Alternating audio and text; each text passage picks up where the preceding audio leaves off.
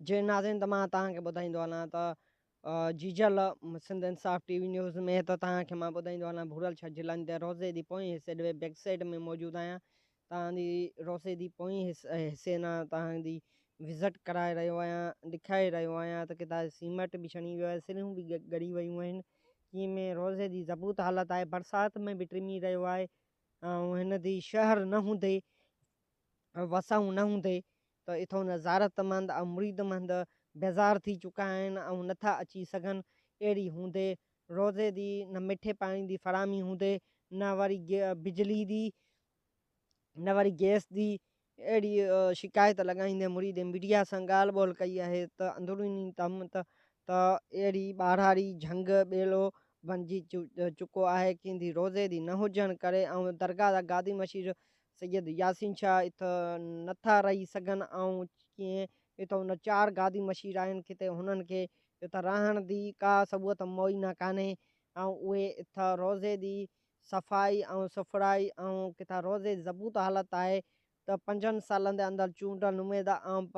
किथे थोरा चेयरमैन आहे त गोपांग साहिबु उहो पंहिंजी अयाशिया पंहिंजे मतिलब ख़ातिर ऐं ऐश करे रहियो आहे ऐं पंहिंजे ख़्वाहिशनि पोइ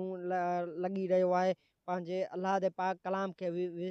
विसारे करे ऐं पंहिंजे हरफनामा खणी करे बाद में फिरी वियो आहे। इन में त तव्हांखे ॾेखारे रहियो आहे त इथो जी ॿारहारी झंग ॿेलो बणिजी चुको आहे ऐं ज़ारत मां चवनि था त हुननि खे ड्रिज ऐं हुननि खे भउ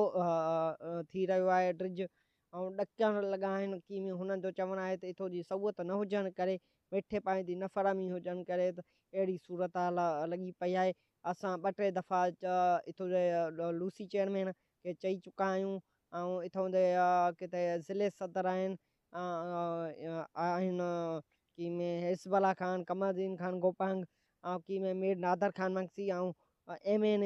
कुर्शियन अहमद जूरिन जा समेत हुननि खे बि एप्लीकेशन ॾिनी वई आहे, पर उहे बि गौर न ॾिनो आहे त कीअं रोज़े जी सख़्तु असां मज़म्मत कयूं त PP चेयरमैन बिलावल भुटो ज़रदाई खे ऐं आदि फिराब टालपुर खे त बाला अमलदारनि खे त जल्दी हिंदो नोटिस जारी कयो वञे ऐं लेटर बि जारी कयो वञे जीअं हुननि खे